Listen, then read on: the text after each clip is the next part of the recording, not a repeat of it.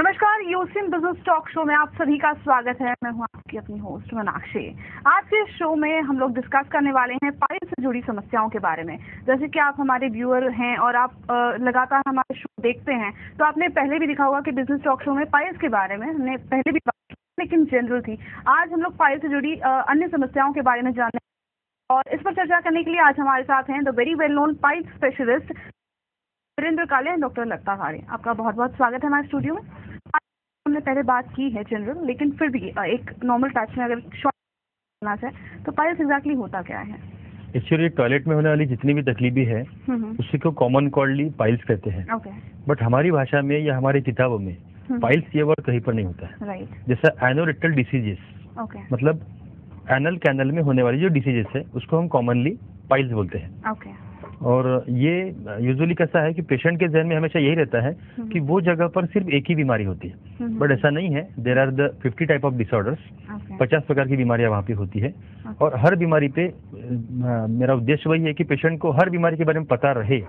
और पेशेंट ने डॉक्टर के पास जाना बहुत जरूरी है। जब तक पेशेंट को ये पता नहीं चलेगा कि यहाँ पर अलग अलग बीमारियां हैं, तब तक पेशेंट डॉक्टर के पास जाएंगे नहीं, तब तक उनकी बीमारी का डायग्नोसिस होगा नहीं, उनका ट्रीटमेंट प्रॉपर नहीं होगा। यूजुअल में ऐसा होता है कि पेशेंट लोग जब भी कोई सिम्टम, इनिशियल सिम्टम, जैसे कि सिम्टम मैं पिछले भी इसमें शो में डिस्कस कर चुके हैं, पेशेंट को एनल ईचिंग होगा, पेशेंट को ब्लीडिंग होगा, पेशेंट को वो जगह पर पेन होगा या गुदा से कोई पोर्शन बाहर निकलेगा। तो ये जो भी कुछ सिम्टम्स है इस बीमारियों के, ये बीमारी का पहला सिम्टम जब भी दिखता है, जैसे कि पेन हुआ बट थोड़ा सा at the time of passing the motion, bleeding हुआ बस हार्डली एक हाथ बूंद, तो ये जो भी फर्स्ट सिम्टम है पेशेंट को दिखते हैं, तो उसी सिम्टम पर पेशेंट ने डॉक्टर के पास जाना चाहिए। जो भी डॉक्टर इसमें स्पेशलिस्ट है, जिनका MS MD ऐसा कुछ हुआ है, जो भी एनोरेक्टल सर्जरी की प्रैक्टिस करते हैं, उन्हीं को एक बार दिखाना चाहिए। जनरल डॉक्टर या फिर जो भी मतलब अनलिस्टेड डॉक्टर है उनसे कंसल्ट नहीं करना चाहिए। दे विल मिसगाइड, ना बता पाए, अनले फालतू में वहाँ पे मिसगाइड हो सकते हैं। या आयुर्वेदिक मेडिसिन या फिर कोई भी फार्मेसी में जाके अपनेपन से मेडिसिन नहीं लेना चाहिए। क्या होता है, कोई भी डिसीज इनिशियल स्टेज में रहता है और हर डिसीज का कॉज, अगर हम पाइल्स के बारे में देखेंगे तो कॉजेज क्या है? कॉन्स्टिपेशन, यूजुअली कॉन्स्टिपेशन, क्योंकि दिस इज लाइफस्टाइल डिसऑर्डर। तो कॉन्स्टिपेशन होगा, कोई भी फार्मेसी जाएंगे, त्रिफला चूर्ण लेंगे, ये चूर्ण लेंगे, वो चूर्ण लेंगे। वो चूर्ण लेने के कारण ऐसा होता है कि पेशेंट को उस समय के लिए मोशन पास हो जाती, अंदर में कुछ भी डिसीज रहा, उसको इंजुरी नहीं होती, तो वो डिसीज का कुछ पता नहीं चलता। बट डिसीज तो अंदर है, अंदर में 50 प्रकार में से कोई भी बीमारी अंदर रह सकती है। तो सिर्फ चूर्ण लेके पेट साफ करने से बीमारी जाने वाली नहीं है। इसीलिए मैं आज पेशेंट को ये 50 बीमारी से अवगत करना चाहूंगा।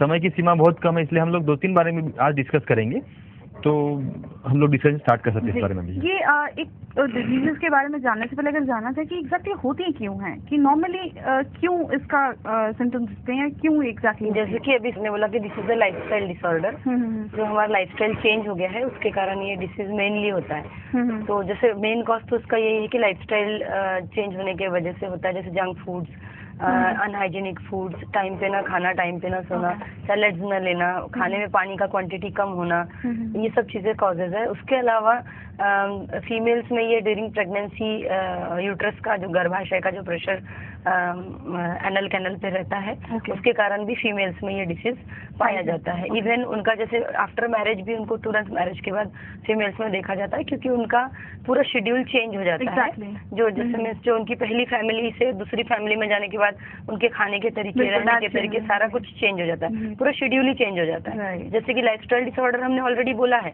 तो वो फीमेल का तो पूरा लाइफस्टाइल ही चेंज हो गया। तो ऐसे फीमेल्स को भी after marriage, during pregnancy, after delivery, जैसे बेबी फीडिंग को, ऐसे इन लोगों को हो सकता है। तो ऐसे कॉजेज इसमें। डिजीज की बात की, जैसे हम लोग आज कुछ एक डिजीज के बारे में बात करने वाले हैं, तो ये एग्जैक्टली है कौन सी? जैसे हम आज मेनली जो कॉमनली पेशेंट्स में पाई जाती है, बहुत ही कॉमनली, ऐसे हम इनिशियल 3 डिसीज में डिस्कस करेंगे, जैसे कि एनल स्पाज्म, एनल स्टेनोसिस और फिशर। बहुत ही कॉमनली पाई जाने वाली डिसीजेज हैं, जो हम 3 डिसीज के बारे में। फर्स्ट हम लोग एनल स्पाज्म की बात करते हैं। ये क्या है? एनल स्पाज्म यानी टेम्पररी एनल रीजन का, एनल रिंग का, जो एनल रिंग रहता है जहाँ से मोशन पास होते हैं, जिसको गुदद्वार बोलेंगे हम हिंदी भाषा में, पेशेंट को समझने के लिए अगर हम बोलेंगे, उसको प्रोनाउंस करेंगे तो गुदद्वार बोलेंगे। दैट इज एनल कैनल का ओपनिंग। तो वो छोटा हो जाता है temporarily, because of some reasons, कुछ कारणों की वजह से, जैसे कि अगर कभी पेशेंट को अचानक मोशंस हार्ड आ जाए तो रिंग का डैमेज हो जाना, या फिर इंटरनली पेशेंट को बहुत ज्यादा बार मोशन होने की वजह से फ्रिक्शन होके उसको इरोजन यानी वहाँ छील जाना, इसके कारण पेशेंट को पेन रहता है और उस एनल रीजन में गुदद्वार में खिंचाव आ जाता है। खिंचाव आ जाने की वजह से जितना डायमीटर उसका नॉर्मल डायमीटर है उतने डायमीटर में वो ओपन नहीं होता। जैसे कि हमको अगर कोई मार दे, लग जाए और कोई हमारे नजदीक आने की कोशिश करे तो हम अपने हाथ को खींच लेते हैं, उसी तरह मोशन पास करते समय ऐसे पेशेंट में जिसको इंजरी हो गई है उसका एनल रीजन ऐसे कंस्ट्रिक्ट हो जाता है, उसमें खिंचाव आ जाता है, that is called as anal spasm. और अगर इसका ये जो टेम्पररी स्पाज्म है इसको ट्रीट नहीं किया गया तो ये क्रॉनिक होके इसका डिसीज आगे बढ़ सकता है। क्योंकि जो घाव है वो भरेगा नहीं अगर एनल स्पाज्म रिलीव नहीं होगा तो वुंड भी हील होना जरूरी है और एनल स्पाज्म रिलीव होना जरूरी है, अदरवाइज ये डिसीज क्रॉनिक होके यानी ज्यादा पुराना होके बढ़ सकता है और परमानेंट हो सकता है। इसके लिए क्या करना चाहिए डॉक्टर? लाइक जब ये अगर ऐसे सिम्टम्स दिखते हैं किसी पेशेंट को नॉर्मली तो एग्जैक्टली क्या करना चाहिए? हर बीमारी के जो कॉजेस है पहले तो वो कॉजेस ढूंढना है। हम लोग क्यों बोलते हैं कि डॉक्टर के पास जाना चाहिए? डॉक्टर के पास जाने के बाद डॉक्टर क्या करेंगे, आपके जो डिसीज हुआ है उसके कॉज ढूंढने की कोशिश करेंगे। हर बीमारी के या मैक्सिमम बीमारी के 3 कॉज होते हैं। पहला जो फैक्टर रहेगा डिसीज फिजियोलॉजिकल फैक्टर, जैसे कि हमारा जो लाइफस्टाइल बन चुका है, हमारे लाइफस्टाइल के कारण जो गड़बड़ी हो रही है, this is called as physiology. आपकी फिजियोलॉजी बिगड़ गई, हम सांस लेते, हम लोग खाना खाते, हम लोग पानी पीते, this is called as physiology of our body. तो फिजियोलॉजिकल जो कॉजेस है, खाने में डाइट चेंजेस करना है आपको, अगर खाने में गड़बड़ी हो रही तो, सोने में अगर प्रॉब्लम हो रहा है तो उसमें करेक्शन करना है, ये पहला कॉज हो गया। दूसरा कॉज रहेगा पैथोलॉजिकल कॉज। अगर समझो डिसीज है, इंटेस्टाइन में कोई डिसीज है, जैसे कि मैडम ने बताया, वहां पर स्पाज्म हो गया, मतलब क्या है, जगह छोटी हो गई है, टेम्पररी छोटी हो गई है। टेम्पररी छोटी हो गई है कारण वहां पे स्वेलिंग आ गया, एनल कैनल में कहीं पर भी स्वेलिंग आ गया। अब कारण क्या हो सकता है, या तो वहां पर होने वाली इंजुरी या तो वहां पे होने वाला इन्फेक्शन, ये मोस्टली 2 कॉज। थर्ड कॉज, अगर किसी का सिटिंग ज्यादा समय के लिए है तो वहां पर आने वाला जो ब्लड फ्लो है वो ब्लड फ्लो प्रॉपरली रिटर्न नहीं होता है। ऐसे समय में टेम्पररी जो स्वेलिंग आती है तो वो टेम्पररी जो स्वेलिंग आती है उसके कारण वो जगह से सिकुड़ जाती है उस समय के लिए। वो 1 दिन से लेके 21 डेज तक रह सकती है। तो ये जो फेज है 1 डे से 21 डेज का, ये पेशेंट में कैसा होता है कि अगर वहां पर छूते हैं, किसी प्रकार से उंगली टच करते हैं तो पेशेंट की जगह सिकुड़ जाती है टेम्परली। तो मोशन भी आते वक्त पेशेंट को पेन होता है। तो जैसा मोशन हार्ड होगी उसके कारण इंजुरी होगी, वहां पर चीरा पड़ गया, जिसको हम लोग फिशर बोलेंगे, तो वो जो इंजुरी हो गई उसके कारण भी वो जगह सिकुड़, जैसे मैडम ने बताया था कि हाथ पर कोई इंजुरी हो गई तो हम लोग वो हाथ अच्छा बचा के रखते, कहीं पर टच ना हो जाए। तो ये हमारा खुद का मैकेनिज्म है।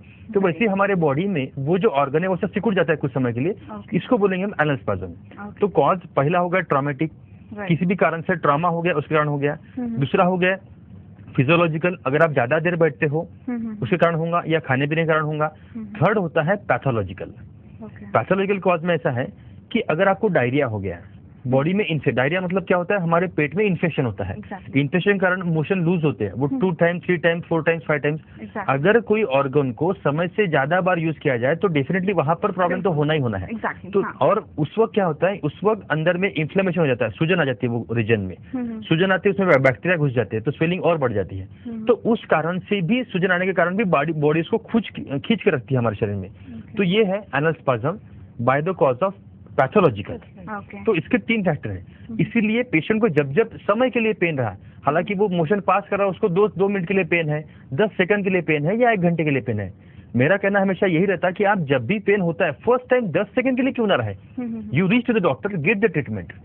तो ये बहुत जरूरी नहीं कि वो डिजीज आपको भी है, लाइक अगर आप कोई सिम्टम पाते हैं अपने आप में तो आप डॉक्टर को कंसल्ट करें, और कंसल्ट करने के बाद हो सकता है वो ना भी हो, मिसकंसेप्शन हो हमारा। बहुत बार ऐसा होता है कि उसकी ट्रीटमेंट अगर आप इनिशियल फेज में डॉक्टर के पास आते हो तो शायद 1 हफ्ते में ठीक हो जाऊंगे। जरूरी नहीं आपको 2 मिनट की दवाई लेना पड़े, जरूरी नहीं आपको ऑपरेशन करना पड़े, बट वही मेंटेलिटी हमको चेंज करना लोगों की देखिए कि डिसीज के सिम्टम दिखते बराबर डॉक्टर के पास जाओ। जैसे हम सर्दी खांसी बुखार के लिए इमीडिएटली जाते हैं, वैसे हमको ये डिसीज के लिए भी जैसे थोड़े भी सिम्टम मिले, एक ह्यूमन मेंटालिटी है लोगों की, लोग डॉक्टर के पास जाने से डरते हैं। तो छोटी सी भी बीमारी क्यों नहीं, और उनको लगता है कि ये तो कॉमन है, थोड़ा खा लिया होगा हमने इसलिए हो गया। घर का कल जरा नॉनवेज खा लिया था इस कारण हुआ होगा, कल जरा बैंगन खा लिया इस कारण हो गया। तो ये मेंटेलिटी निकालिए, घर में 4 लोगों ने बैंगन खाए हैं, एक कोई तकलीफ क्यों हुई?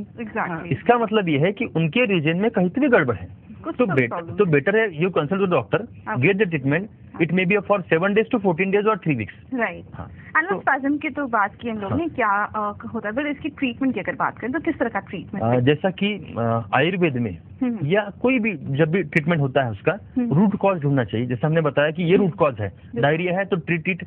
अगर आपका ज्यादा सिटिंग हो रहा है उस कारण अगर हो रहा है तो हम लोग बोलेंगे मॉर्निंग वॉकिंग कीजिए, सिटिंग अवॉइड कीजिए। अगर आपको 1 घंटा बैठे तो 5 मिनट के लिए उठ जाइए, कहीं फाइल उठा लीजिए, पानी पी लीजिए, कुछ भी ऐसा काम कर लीजिए। मतलब आपका उठक बैठक शुरू रहनी चाहिए, ताकि एक ही जगह पर बैठने के कारण जो ब्लड फ्लो वहाँ पे ऑब्स्ट्रक्ट होता है वो होगा नहीं, तो आपको वो स्पाज्म डेवलप होगा नहीं। थर्ड, अगर पैथोलॉजिकल है, किसी कारण से पैथोलॉजिकल आपको प्रॉब्लम हो रहा है तो उसके बारे में ट्रीटमेंट किया जाए पहले तो। मतलब इन्फेक्शन बॉडी में तो वो निकालना चाहिए, या मतलब उसका कॉज ढूंढो। डॉक्टर भी आपको पूछेंगे, जिससे मेरे पास आने वाले पेशेंट को मैं पूछता हूँ आप क्या करते हो, हर एक को पूछता हूँ आप क्या करते हो, एज क्या है, ऑक्यूपेशन क्या है, अगर रिटायर्ड है तो पहले क्या करते थे।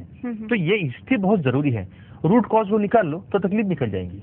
और कुछ some sort of medication, swelling आया तो उसके लिए कुछ एंटीबायोटिक देंगे या समथिंग एंटीबायोटिक देंगे, या कुछ आयुर्वेद के ड्रग्स है वो कुछ देंगे, तो उसमें निकल जाती है। और ये बीमारी के लिए बहुत लंबा समय, लंबे ट्रीटमेंट की जरूरत नहीं पड़ती एनल स्पाज्म के लिए। यानी ये बहुत इनिशियल स्टेज है। तो हमारा जो एनल स्पाज्म की जो तकलीफ है बहुत इनिशियल है। अगर ऐसे कुछ होता है तो आप डॉक्टर, और बहुत कॉमनली होता है, इसको अगर ट्रीट नहीं किया गया तो फिर सेकेंडरी कॉम्प्लिकेशन होता है।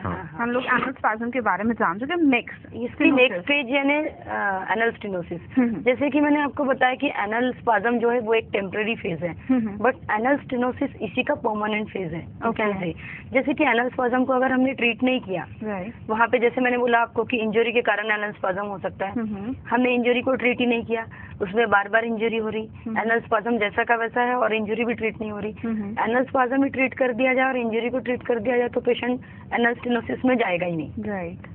बट अगर उसने उसमें ट्रीटमेंट नहीं लिया है और वो क्रॉनिक होते जा रहा है, उन घाव बढ़ता जा रहा है, उन बड़ा होते जा रहा है, इन्फेक्शन बढ़ते जा रहा है, स्वेलिंग बढ़ते जा रहा है, ऐसी कंडीशन में एनल रीजन जब बहुत दिनों तक के स्पाज्म की अवस्था में रहता है और रून बड़ी बड़ी होती जाती है तो वो परमानेंट एनल रिंग छोटा हो जाता है।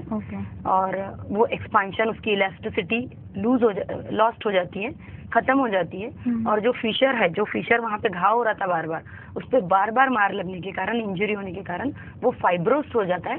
फाइब्रोस्ट यानी कड़क हो जाना, वहाँ के टिश्यूज डेड हो जाना, जिसके कारण वहाँ की इलास्टिसिटी जो स्ट्रेचेबिलिटी थी उस वहाँ के जो रिंग में मीन्स ऑर्गन में, वो टोटली कम्प्लीटली लॉस्ट हो जाती है, जिसके कारण पेशेंट को ऑपरेट भी करना पड़ सकता है वो पूरा रिलीव करने के लिए। तो ये एक डेंजरस अवस्था है ऐसा बोल सकते हैं हम, जो हमने इनिशियल फेज में न ट्रीट करने के कारण हुई है। जैसे इन्फेक्शन है उसको ट्रीट कर लो, अगर वो कर लिया तो भी वो सारी चीजें रिलीव हो जाती। जो चीजें हमने बातें की इसमें एनल स्पाज्म में, वो सारी क्रॉनिक होके सेकंड फेज में क्रॉनिक हो जाती है और जगह परमानेंटली छोटी हो जाती है, जो इतने आसानी से मेडिसिन से रिलीव करना नियर अबाउट मुश्किल नामुमकिन है।